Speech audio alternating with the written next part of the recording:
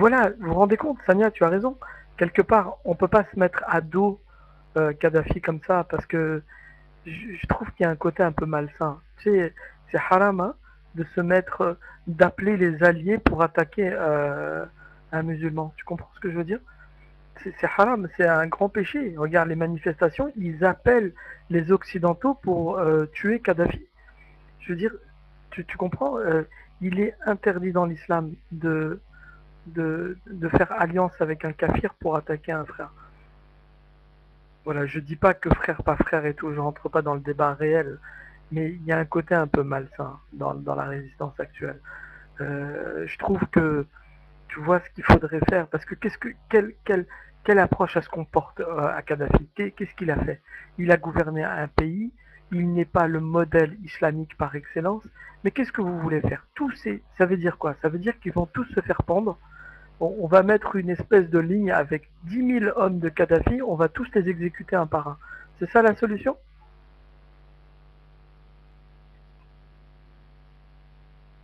Mais non, pourquoi tu dis ça? Attends, euh, dis, tu serais un homme d'État, tu ferais, tu ferais attention à l'importance du peuple.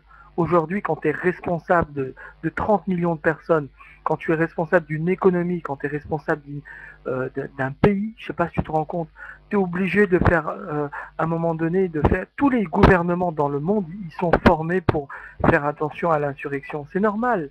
Je veux dire, demain, qu'est-ce qu'il y a? Moi, je suis musulman. Moi, je suis musulman, je suis pratiquant. Euh, je veux, Inch'Allah, un État islamique dans les pays. C'est important pour moi. D'accord? Si demain, attends, juste, je termine.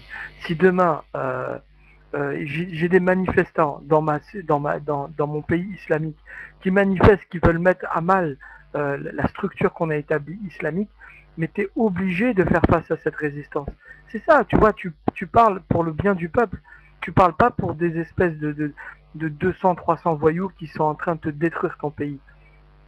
Ouais, mais c'est comme ça qu'ils pensent les hommes politiques, tu crois quoi? Même Sarkozy, demain, s'il y a une anarchie en France, tu verras s'il va pas tirer sur la foudre.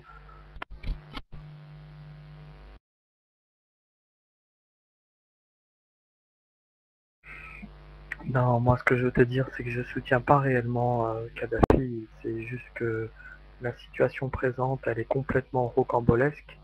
Et en tant que musulman, je suis assez sceptique de la conjoncture actuelle.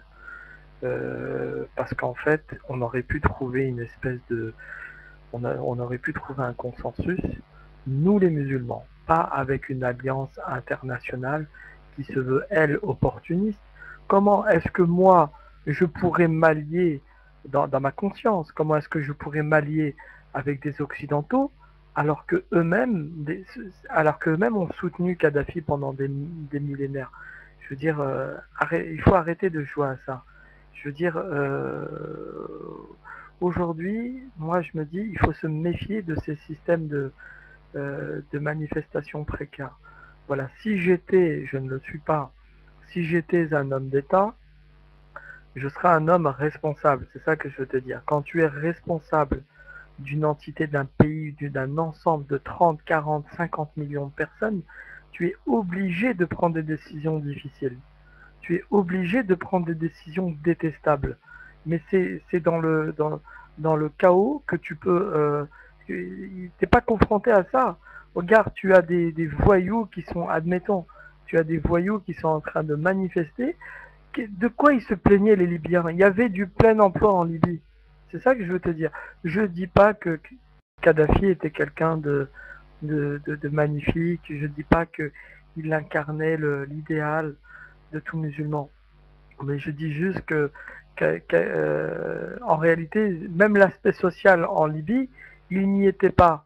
Moi, j'ai plus l'impression qu'il y a un complot contre ce pays-là, justement. Je suis sûr qu'il y a dû avoir des espèces de machins, etc. Je veux dire, euh, je sais pas, ça paraît un petit peu louche.